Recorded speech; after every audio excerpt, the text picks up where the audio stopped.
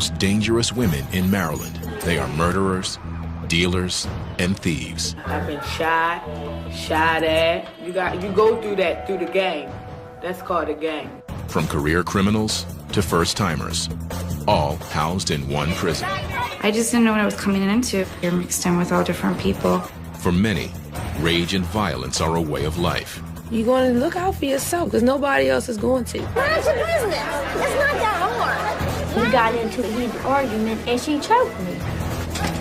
Welcome to the world of Maryland's female convicts. Get out of my face!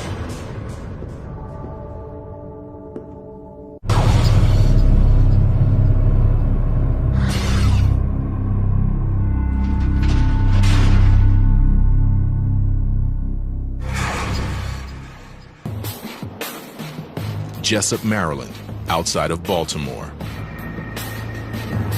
Home to the only prison for the state's female felons. Killers, kidnappers, addicts. They all land here at Maryland Correctional Institution for Women, or MCIW. Never mind, my lover. I'll be home soon. Come on, Sister Avenue, WC, what it is? They never stop coming. Each year, about 1,300 inmates pass through the prison's intake center, where they are strip searched, interviewed, and assigned a place in the system. Many come fresh off the brutal streets of Baltimore, a city just 15 miles north of the prison and one of the most violent in the nation. I've been shot at, you know. It's just crazy. You go through that through the game. That's called a game. I put a gun in somebody's face. I never liked her. Thank you, Jesus, that the gun ain't go off, or I would have been over here for life. At MCIW, these new arrivals will live alongside every type of felon. 900 offenders are housed here, minimum to maximum security, the highly aggressive with the low risk, all mixed together. With the right. This is something else, the cut. Some inmates have more trouble than others adjusting, like Paris Pratt. It's tight. I have had roommates where I had to get them out because I don't have a lot of patience these days with the foolishness and all of the craziness that people bring to your room. I haven't decorated this cell because I don't want to feel like this is my home. Paris arrived a year ago and is still struggling to settle in. Some days I wake up good, other days I wake up bad, other days I wake up feeling very homicidal. Though only 25 years old, she will be here for the rest of her life. Abandoned as a teenager, Paris started dealing crack to support herself on the streets. Now, she's been convicted of killing a 16-year-old boy in cold blood. I was convicted of first-degree murder, and I was sentenced to a life sentence plus 25 years with no parole. I've been painted this picture as a monster. Paris was the first woman sentenced to life without parole in Montgomery County, a middle-class suburban area outside of Washington, D.C. I fired 2 shots. He fell backwards, fell on his back, was laying on the ground, trying to get up, but it's like he couldn't. Police say she thought the boy was a snitch. She claims that it was self-defense. Things got ugly. When his hand came out of his pocket a little bit, I saw the knife in his hand. So my first instincts, just like anybody else, was to defend myself. Paris is trying hard to keep herself in check behind bars. If she breaks the rules, she'll wind up in segregation or lock. If somebody touches me, I'm definitely going on lock because I'm definitely going to defend myself. Lock is the unit reserved for the highly violent and explosive. Offenders are confined to their cells 23 hours a day. It's the last place inmates want to be. I haven't been on lock, thank God, but because I have an attitude. I do have an attitude. You're going to look out for yourself because you have to, because nobody else is going to. If I stay here and I let somebody stab me in here, I'm stabbed. They're not going to give a damn about what caused it, who did what, or whatever. The first thing they're going to do is say, oh, okay, you did it, lock her up. It's up to officers like Captain Hannah to keep Paris and other inmates under control.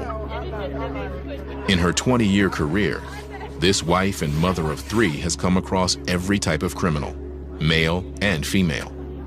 She knows that these women are dangerously on the edge.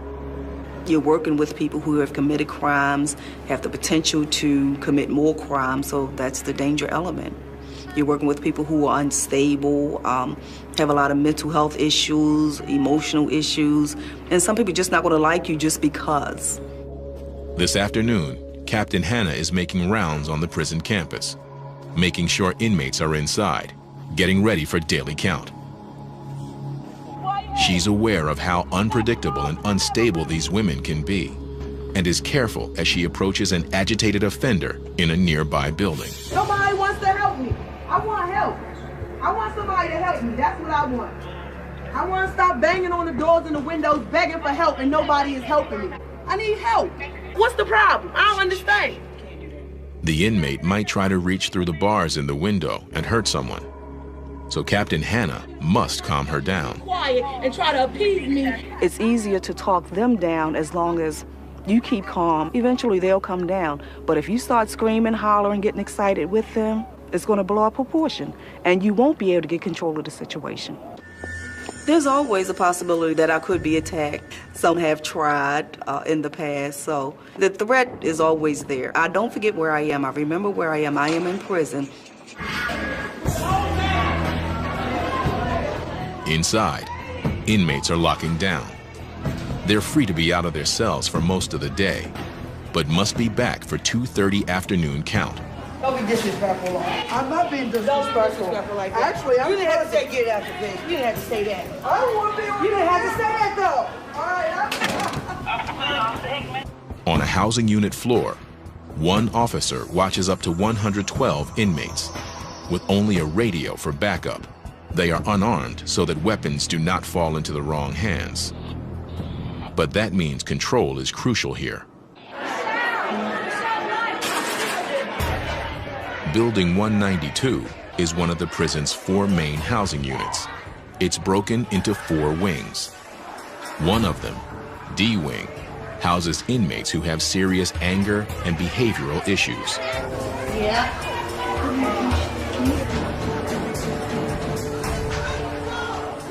I mean, it's just a bunch of chaos. People banging on the door. She wants to kick and bang, scream, cuss out the police, or cuss out the inmates walking past her door. Whatever, just stuff like that. Inmate Christy Seal has trouble getting along with others, so she lives alone in her 8x5 cell. I got anger issues real bad, and me dealing with my anger issues, I couldn't be somebody's roommate. Christy is serving a 5-year sentence for attempting to sell crack. This marks Christy's 3rd trip to the prison. An addiction to crack cocaine keeps bringing her back. I can't stop getting high. It's just, I guess it's a mind over matter thing. But Christy is determined to make this her last trip to MCIW.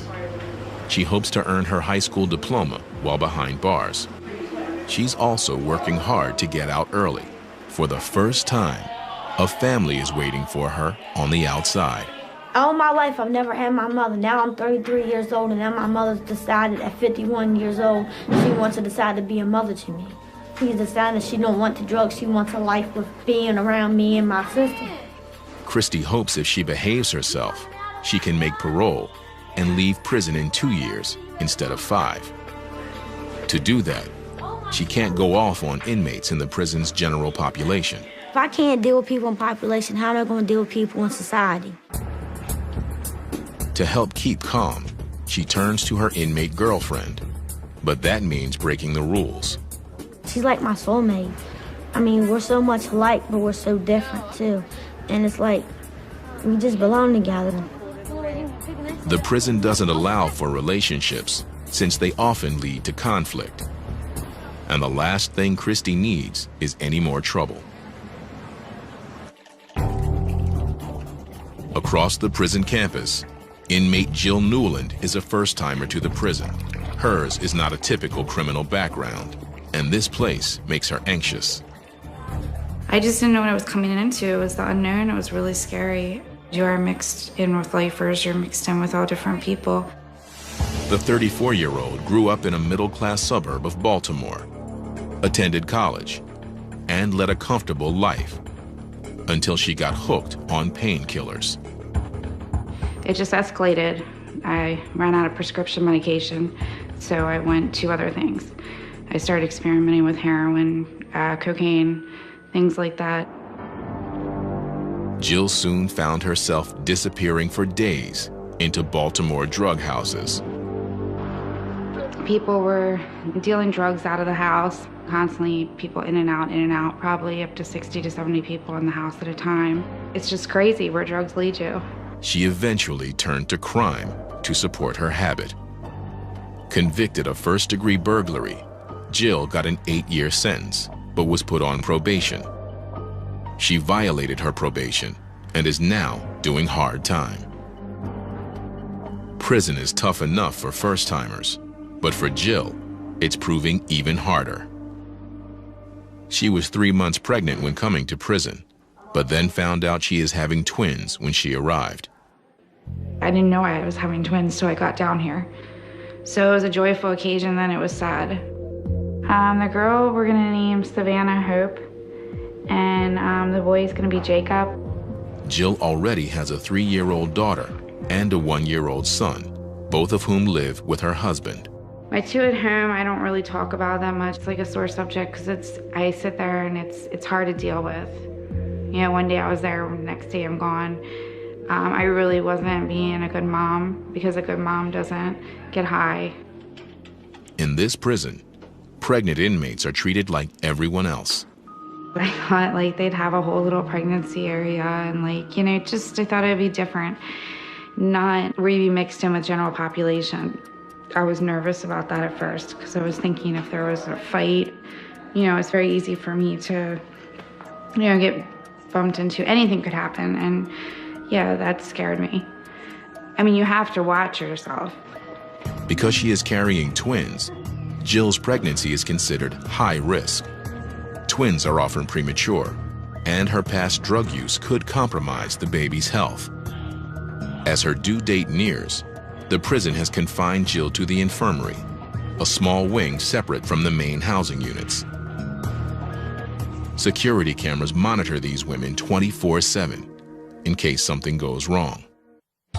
I'm really concerned about their health. I mean, I think their health is good, but it's still scary because you don't know. I mean, I won't know until the babies are born. As it's getting closer, it's getting worse. But I can't do anything about it, so I've just tried to deal with it. I have to take it one day at a time and just hope for the best. But Jill will have to deal with far more than she expects in the days to come.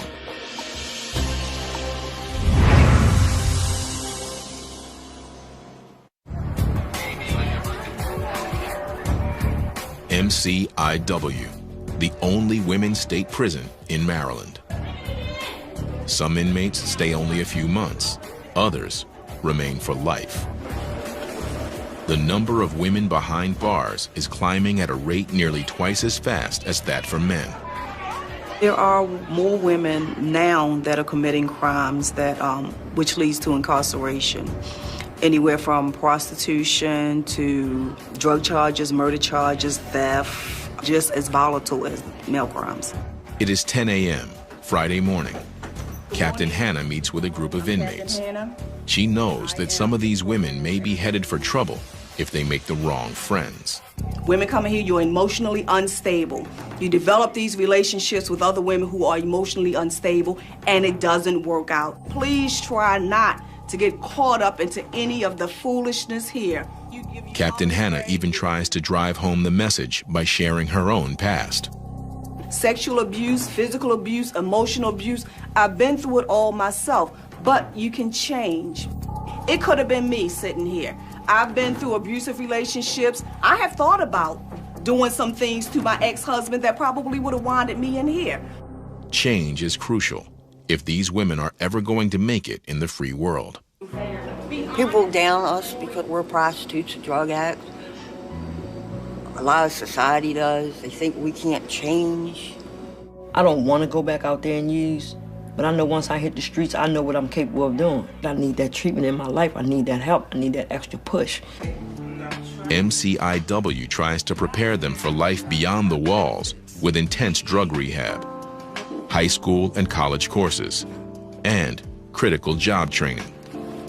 I believe that everybody should be punished for the crime they committed, but we try our best to prepare them to re-enter society and not make the same mistakes that they have made to get here in the first place. And the programs seem to be working.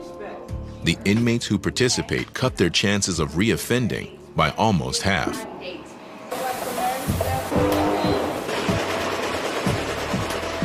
The prison sew shop offers some of the best training. The women learn marketable skills, and daily pay here goes up to $3.50. Behind bars, that's a big paycheck, and it's considered a privilege to work here. Lifer and convicted murderer Paris Pratt is one of 85 women who have landed a job here, making uniforms and flags for the state. The work keeps Paris busy and keeps her mind off being locked up. But the distraction only goes so far. It's like I'm really going through something within myself. Wake up, you're around the same people, doing the same dumb stuff. You work, you slave for a little bit of money, eat the same stuff that's disgusting. It's like really you had nothing to look forward to. Etta Myers also helps Paris get through the days. The two women work together in the sew shop. Etta is a fellow lifer and one of the few inmates she trusts. Etta has been here for 32 years. I used to think she got to be crazy to be still sane after 32 years, you know. Paris. But I guess as time goes along and I learn how to cope with things and deal with things differently, maybe I can be like her one day.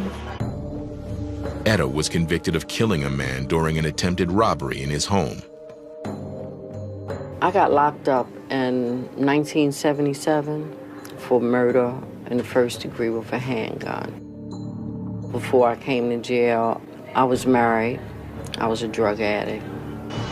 Like Paris, she came to the prison in her early 20s, and at first, didn't think she would make it. There was nobody that I could trust in jail, so it was easier for me to stay by myself than to mingle with somebody who I didn't know anything about. I was very uneducated, very fragile, very empty inside, very frightened, very, very afraid. Okay, I wake up because... I met Paris about a year ago. She had just come into prison with a life sentence. They wanted her to know that there were people here who actually had been here for a long period of time and had fared just well. Her first question was, how long have you been here? And oh my God, you look so good. And I'm like, you know, I don't know what good is, but thanks. Etta knows that Paris is on edge. I hate this. I don't think that it has hit her. Reality has really not set in. For most of us who serve a long sentence, it takes a couple years before it actually settles in, before you're able to accept it. For the people that don't accept it, it's going to be really hard because life is hard in jail. They can get caught up in the madness and the negativity, and that'll only allow them to go to mental health when on lock. Etta hopes Paris can handle life behind bars without succumbing to madness or violence. She watches Paris closely, especially in the prison sew shop, where the edgy young inmate handles sharp tools She doesn't want to see Paris or anyone else get hurt.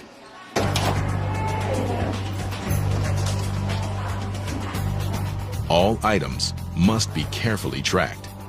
We do an inventory of all the tools, so when something turns up missing, all doors are locked, we'll put on lockdown until that particular tool is found.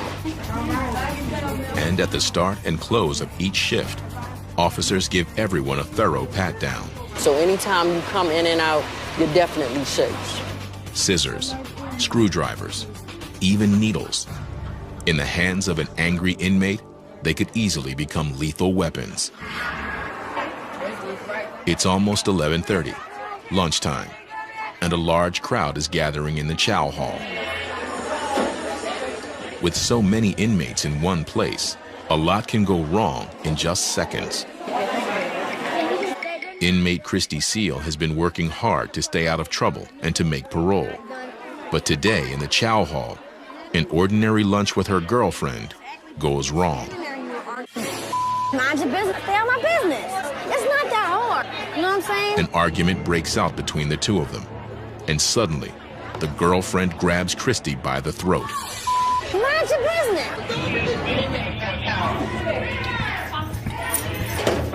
Officers quickly stop the fight, and both women are taken into segregation immediately.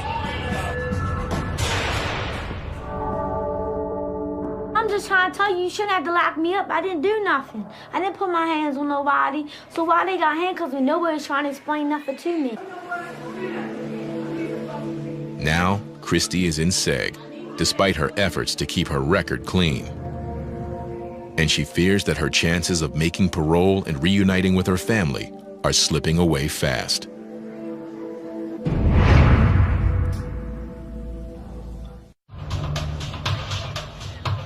Thursday morning at Maryland Correctional Institution for Women. Here, behind the mesh of razor wire, 900 of the state's worst female offenders are forced to live together. At any given time, about 20 of these inmates are pregnant. Among them is convicted burglar and drug addict Jill Newland, who is expecting twins. 3 weeks remain until her delivery date.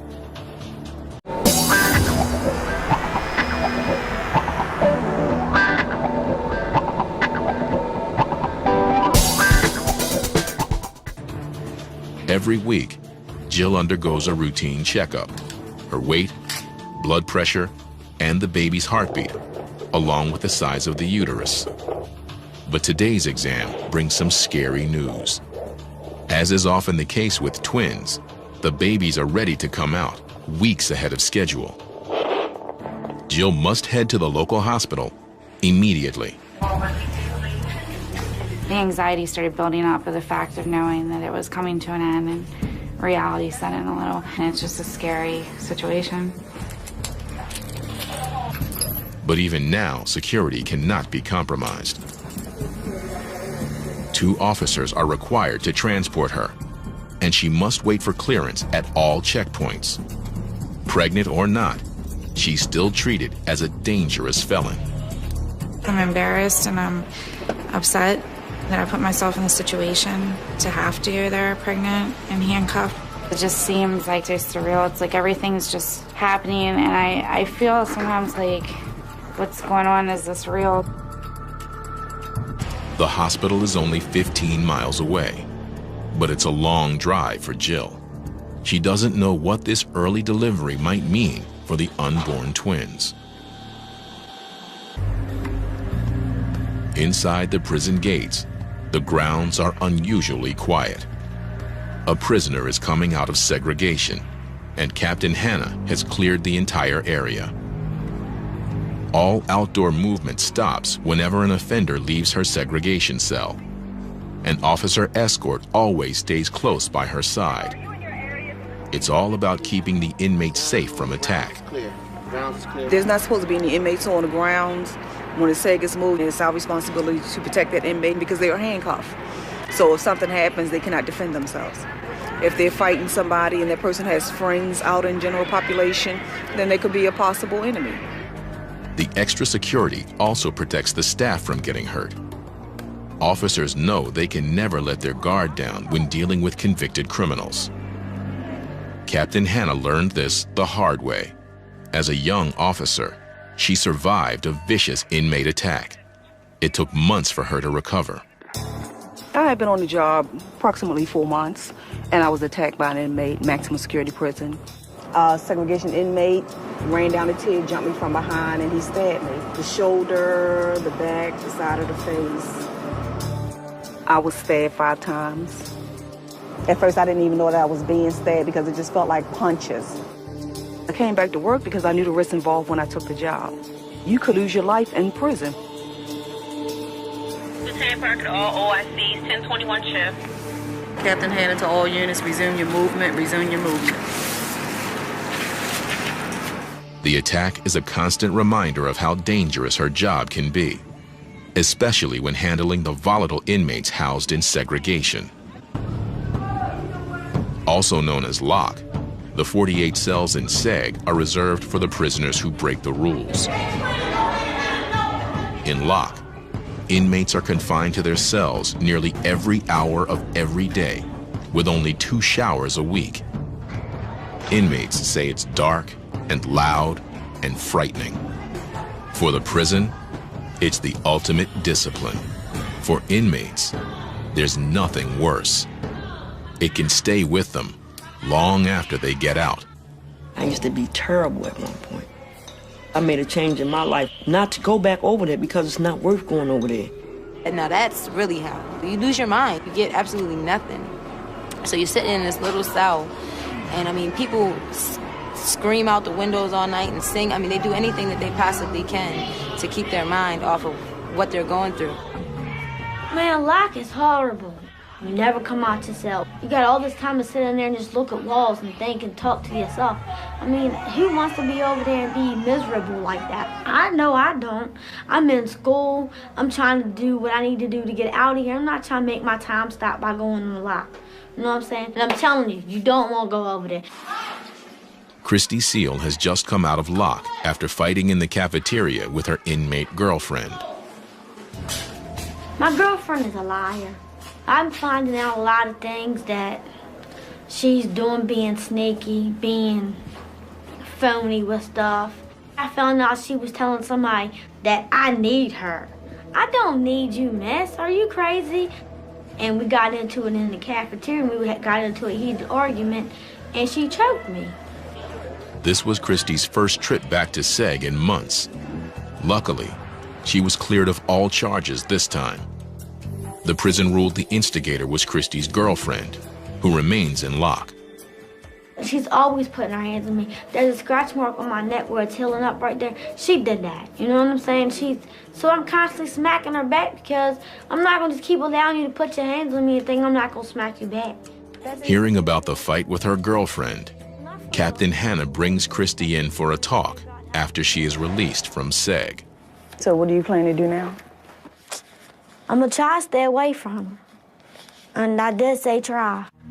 We do not condone these relationships, but we know they do happen.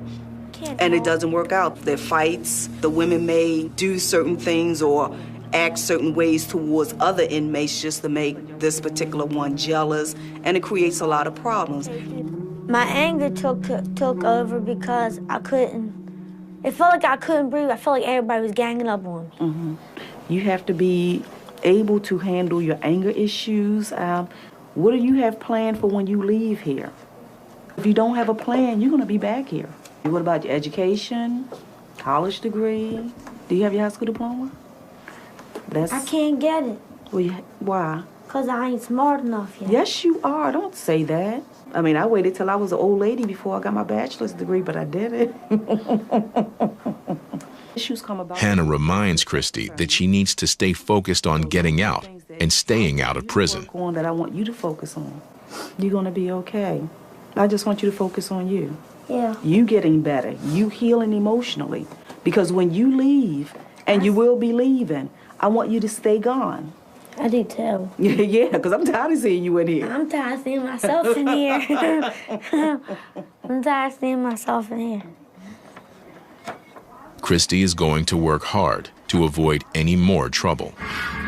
But while Christie is now out of SEG, 25-year-old murderer Paris Pratt has landed there for the very first time. She's been accused of spitting on another inmate, which is a serious offense here. Major Carrington is a 21-year veteran of MCIW. She leads the team that is investigating the case. Spitting on somebody is considered assault because that's another person's body fluid being put on somebody. Spitting, throwing urine, throwing feces, that's considered assault. It started innocently, with Paris and a friend horsing around. But then it got out of hand. Because the case involves assault, both inmates will stay on lock until officers sort out the truth. Paris says she was unjustly accused. Nobody even cares enough to actually look into something and find the truth in it. And I think it's unfortunate that I have to sit in here and do all of this time and go through all of this and be miserable in here. Paris has never been in segregation before, and it sometimes makes inmates more unstable and more violent. Something's gonna have to give because I just can't live like this. I have so many bad days in here because I have never seen nothing like this before. This is really hard for me to really cope in this place. If found guilty, Paris could be in lock for weeks. And for a lifer already on edge, it could prove too much to handle.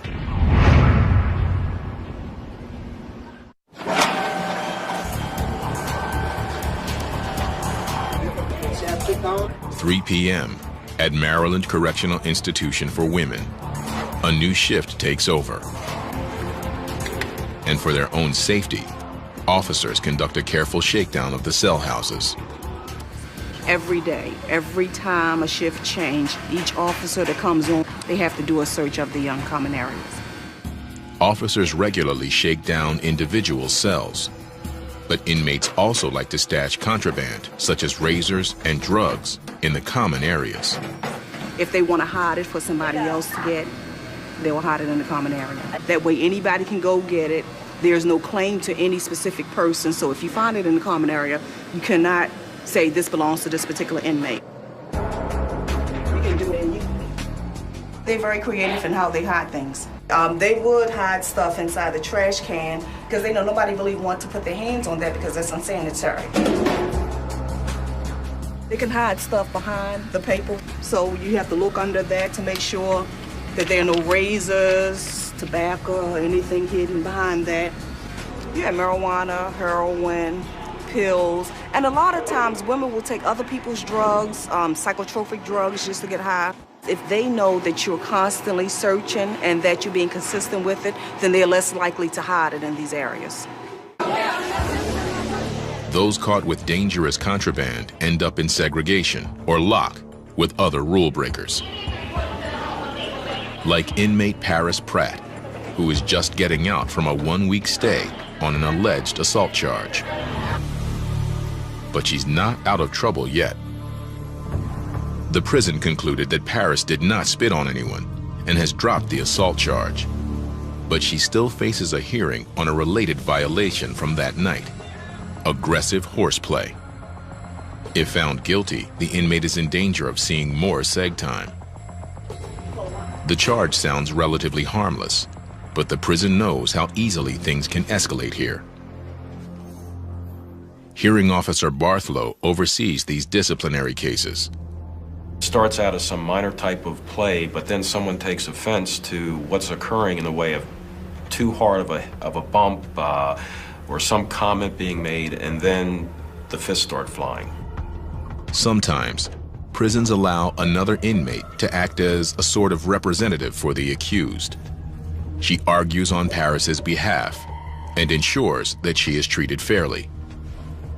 During these sessions, the inmates must be heavily restrained. We've had incidences in the past where inmates have not been shackled, where either the hearing officer or the officer assigned to the hearing was injured, with someone becoming upset and becoming physical as a result of the decisions that are made. Hearing Officer Barthlow reads the report from that night. At approximately 6:40 p.m., while observing inmates returning from dinner, I observed inmate Paris Pratt, 923-505, and Crystal pulling each other's shirt and chasing each other recklessly. I ordered them to stop horseplaying and ordered them to go into the building. This is not a violent act. It's not a... The inmate representative defends Paris, claiming she played no real part in the incident. So in this case, Ms. Pratt actually did not do anything. They were coming from dinner. She was on her way into the building. She did not, was not reckless in any manner. But this isn't the first time Paris has been in trouble. She's had 3 similar violations in the past, and given her record, Hearing Officer Barthlow is not convinced. Ms. Pratt, after weighing what your representative has presented here through her arguments, what the institution has presented through its evidence, I will find you guilty of the violation of 501. You're obviously having some problems with the rules and your adjustment here. If you don't work with the system, then the system, there are consequences to pay. And if you are found guilty of another violation within the next 3 months, it's mandatory that the hearing officer must impose segregation. That's disciplinary segregation. All right? Paris is lucky, but now walks a very thin line. If she breaks a rule again, Paris returns to lock immediately. Should I be happy? I don't have nothing to say right now.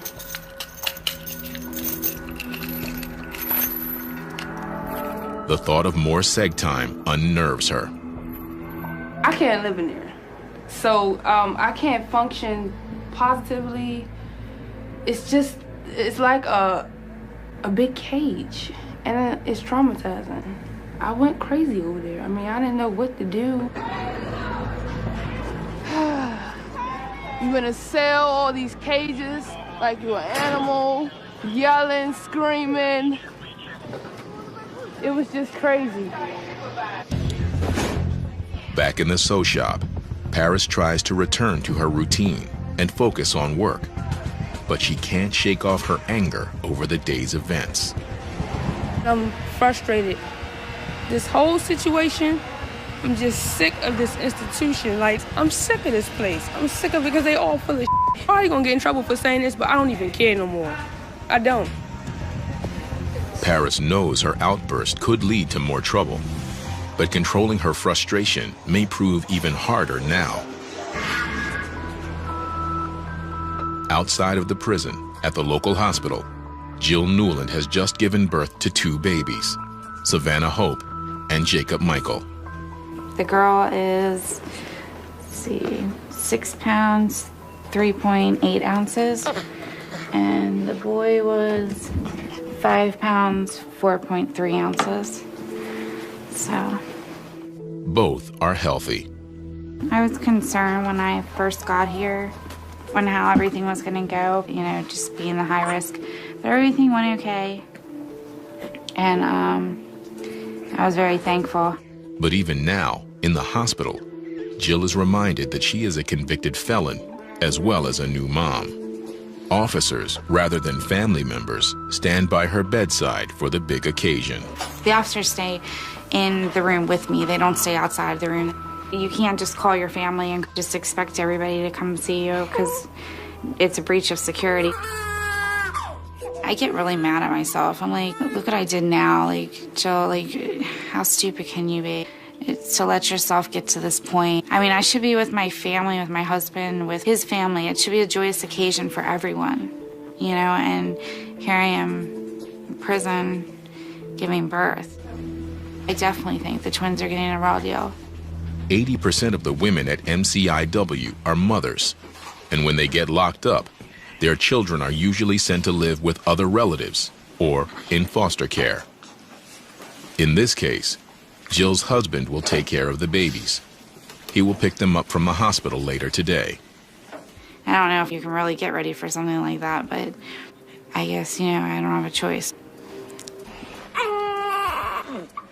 I like to stop the clock.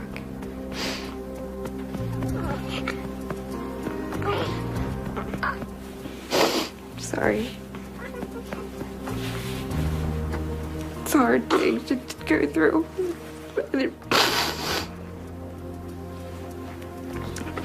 I didn't realize it was going to be this hard. In a few hours, Jill will be forced to give up her twins and return to an 8x5 cell. She has 7 more years to go.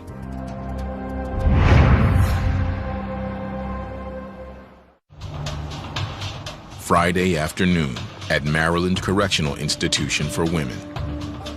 Inmate Christy Seal can't manage to stay out of trouble. This time it wasn't her girlfriend. It was a run-in with the prison therapist. At their weekly meeting, Christy accused the therapist of letting her down and lying to her at the top of her voice. I'm not going to just accept them to talk to me any old kind of way. And I already have an anger issue. She already knows that. And then she just aggravated me to the point where I blew up in her office. They know that I don't put up with they bull. Christy knows she may have hurt her chances of getting out early and reuniting with her mother and family. I've been doing so good, and I don't want to lose my winning streak of doing the right thing and making me feel like I'm a loser again. I'm trying to better myself. It's just time for me to do something different with myself. So you coming to the sessions tonight? I used to never cared, and now I care because I have a family to go home to. I got a family that's waiting for me. That's something I ain't never had. I can't mess up for them. I'm trying to go home to be with them. Captain Hannah sees inmates like Christy all the time who need real guidance to turn their lives around. Sometimes it takes a couple of times just to get it right. It takes a couple of times just to realize this is not a joke. I need to get my life in order. You do what you can to help them out. Inmate and new mother Jill Newland is back in her cell. Her newborn twins are gone, taken home by her husband. The baby just talks to me on the phone all day, and then I want to talk to the babies 100 times a day, and they can't talk back. I miss the twins a lot, but right now it's like split emotions because I really want to be with my kids, but at the same time, I keep saying, what good am I to my kids like that, and you're not. You can't take care of children and be high. Jill is ready to return to the prison's intensive drug treatment program. She's fiercely determined to stay clean for good. I actually do feel like it's a fresh start. I think if I just stay positive and just keep trying to do the things I need to do to stay focused, I'll be okay. I want to be clean. I want to do the right things. To help keep inmates like Jill focused, the prison offers a unique program for new mothers. Once a week, they can get a special visit where they openly hold and play with their babies. For 2 hours, they can be parents. If Jill stays on track, she'll see the twins, and the visits will remind her of why she needs to change. But while Jill Newland will eventually go home, convicted murderer Paris Pratt will not leave here, ever. These days, Paris has been staying out of trouble and out of luck, but she's only served 1 year of her life sentence. I don't know if I'm going to adjust to life here. One day I could say I'm going to adjust to life.